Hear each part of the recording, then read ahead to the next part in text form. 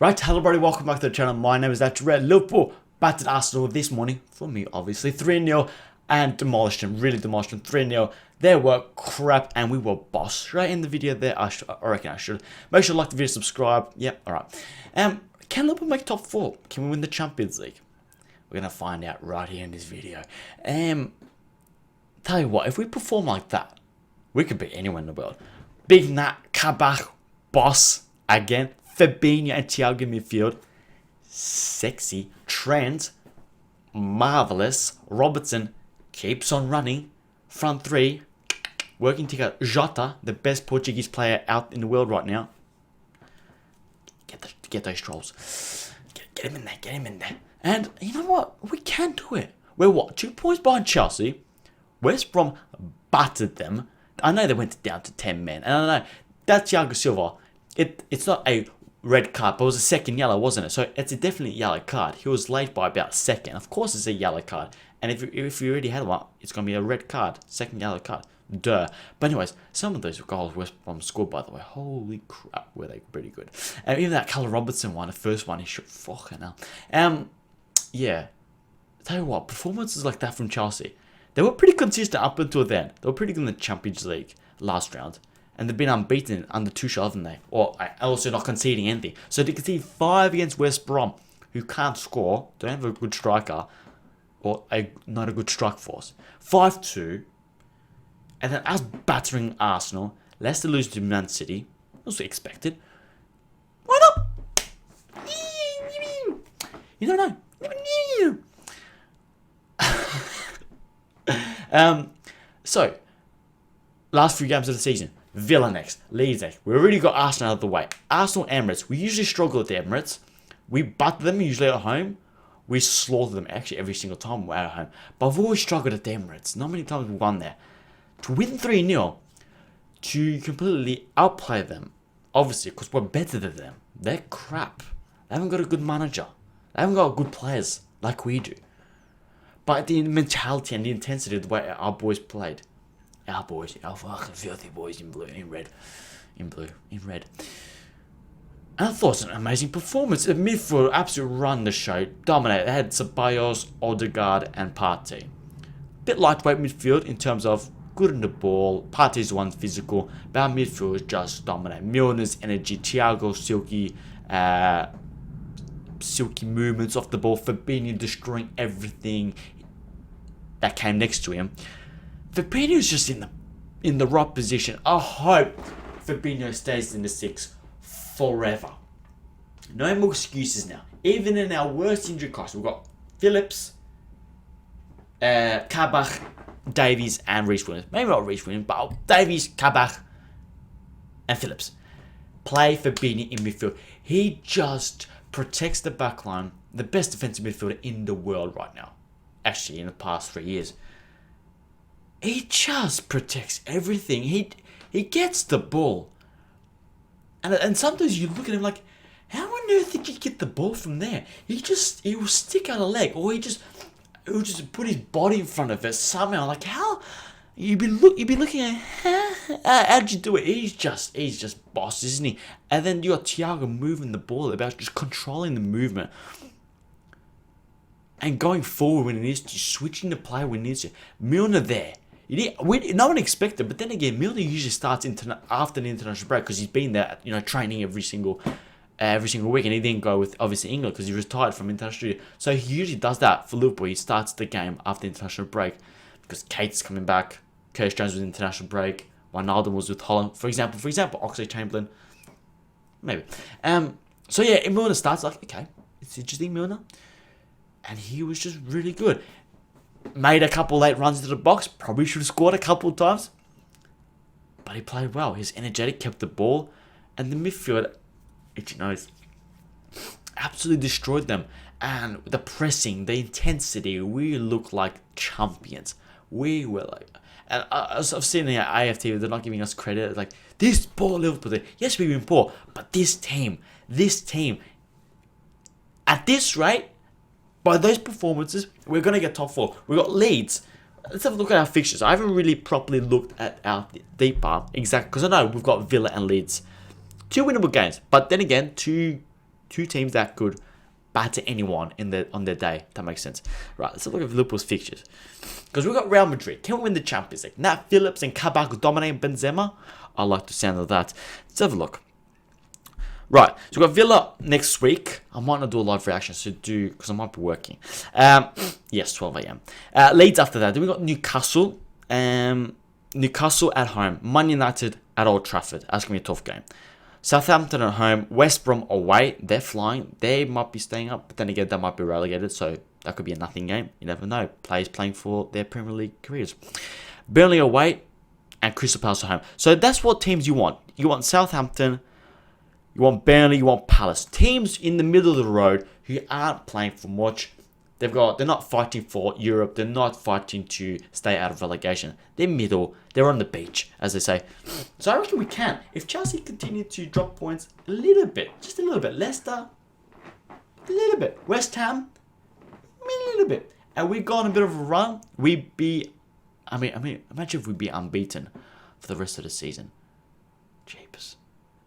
Tell you what, it'll be a hell of a ride. Hell of a ride. And then, alright, I reckon we can make top 4. If we perform like that, we've still got Wijnaldum didn't start, Jota didn't start, Henderson didn't start, Kate didn't start, Curtis Jones. I think I've named all midfielders basically. One attacker. My point is, these teams are going to get rotated quite a lot.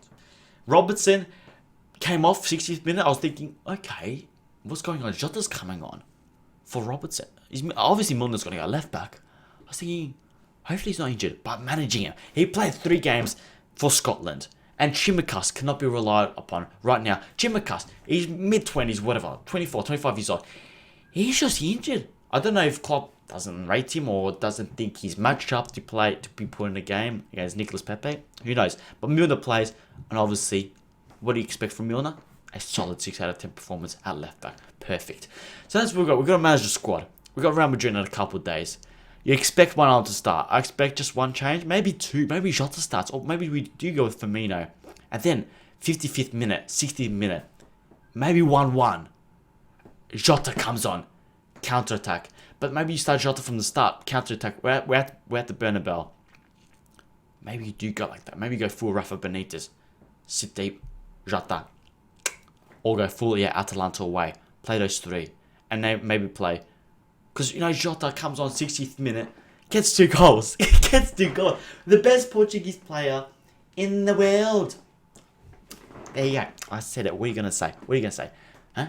Tell me in the comments how wrong I am. But that's going to be big. Real Madrid. And I wanted Real Madrid. I didn't want Porto. I did, but in the semis. You know what I mean? I wanted Real Madrid. That was my first pick.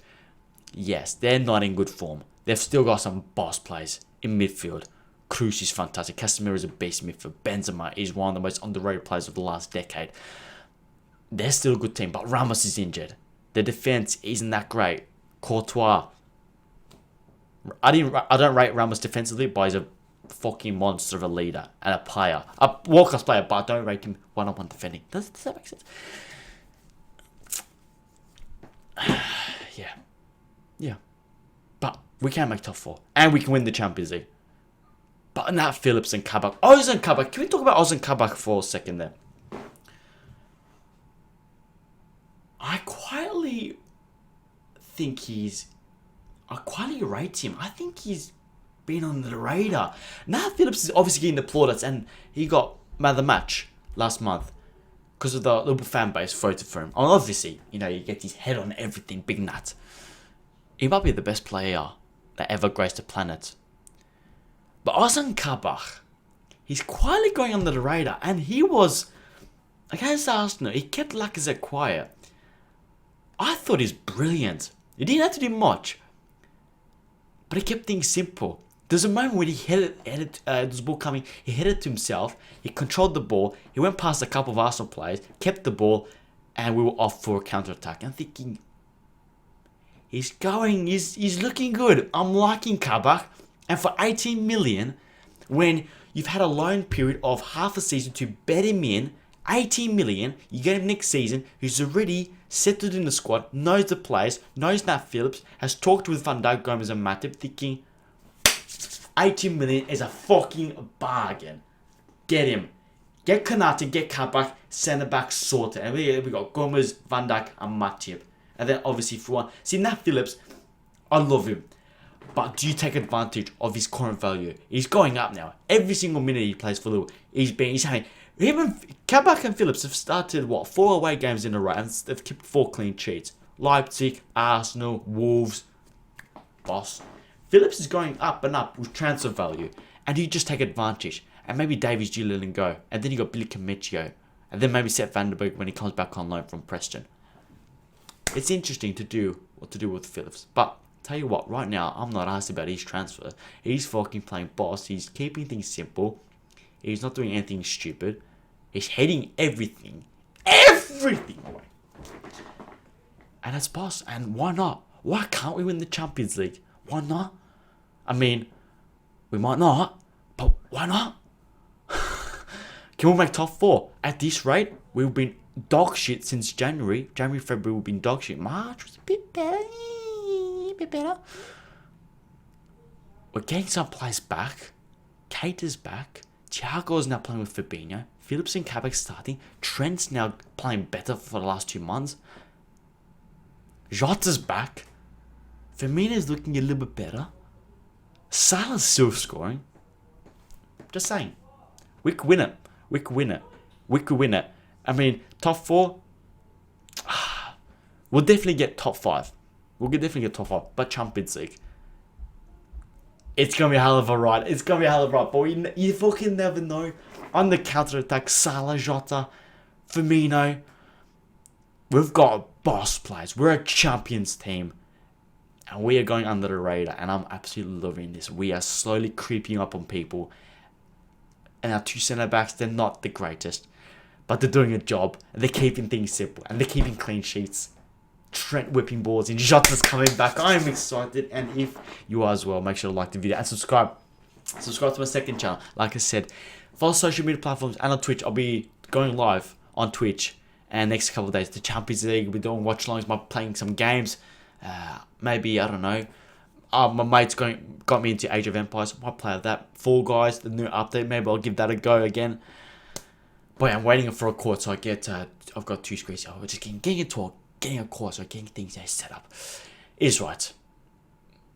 Mark the video, subscribe, hit the bell notification, don't miss an upload or when I go live, and we'll see you guys later.